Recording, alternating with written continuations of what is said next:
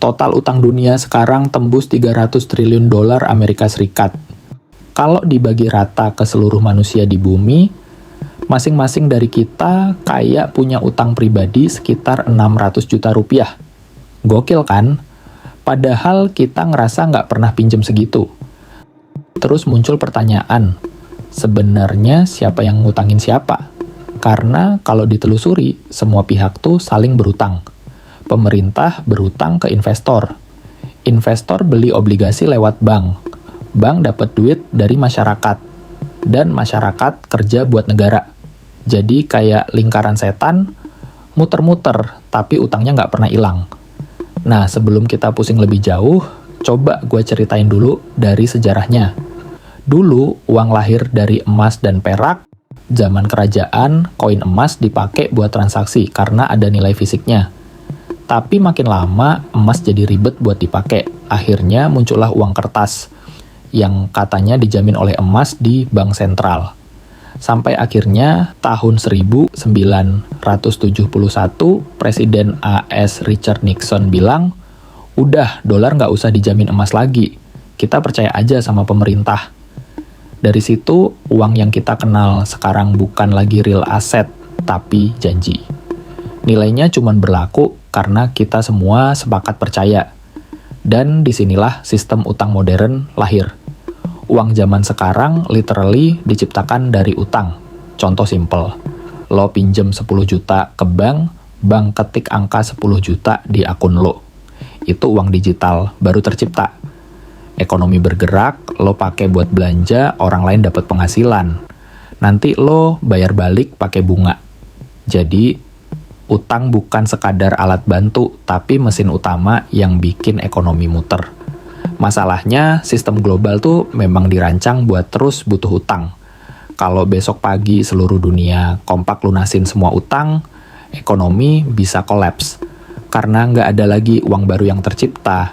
Bisnis berhenti, konsumsi macet, investasi mati. Jadi, ironisnya, utang harus tetap ada biar ekonomi jalan. Sekarang kita zoom in ke Indonesia, total utang pemerintah kita per Juli 2025 udah tembus sekitar 8.400 miliar rupiah. Kalau dibagi rata ke 270 juta rakyat, masing-masing kebagian utang hampir 31 juta rupiah. Lagi-lagi padahal lu nggak pernah tanda tangan kontrak pinjaman. Tapi secara nggak langsung, lu ikut nanggung lewat pajak yang lu bayar. Biar makin gampang dipahami, gue kasih analogi storytelling. Bayangin sebuah kampung. Kepala kampung butuh duit buat bikin jalan, sekolah, sama bayar gaji aparat. Dia utang ke juragan kaya di kampung sebelah. Juragan kaya itu ngasih duit, tapi lewat perantara koperasi, ibaratnya bank.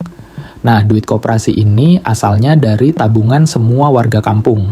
Jadi warga nabung, koperasi kasih ke juragan kasih ke kepala kampung. Terus kepala kampung pakai buat bayar proyek. Proyeknya dikerjain warga juga, jadi muter lagi. Semua orang seakan saling ngutang. Kalau gitu wajar dong kalau orang mikir, kalau semua orang punya utang, siapa sebenarnya yang jadi kreditur terakhir? Jawabannya, sistem itu sendiri. Uang fiat modern nggak berdiri di atas emas atau barang nyata, tapi berdiri di atas kepercayaan dan kontrak utang. Masalahnya, utang itu kayak pedang bermata dua.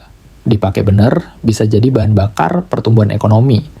Tapi kalau kebablasan, bisa jadi bom waktu.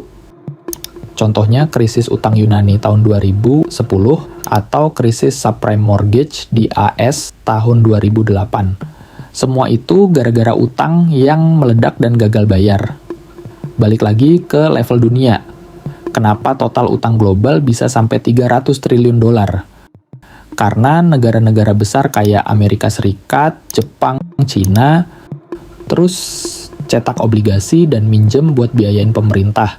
Bahkan Aista sendiri punya utang lebih dari 34 triliun dolar. Jepang malah lebih parah, rasio utangnya lebih dari 200% PDB. Tapi anehnya, investor masih percaya dan mau beli obligasi mereka. Kenapa? Karena semua orang tahu sistem ini harus jalan terus. Kalau AS gagal bayar, ekonomi dunia ikut runtuh. Jadi kayak domino effect. Nah, buat kita yang rakyat biasa, mungkin kita nggak bisa ngubah sistem global. Tapi bukan berarti kita cuma jadi penonton. Kita bisa ikut main di arena ini dengan ngerti aturannya.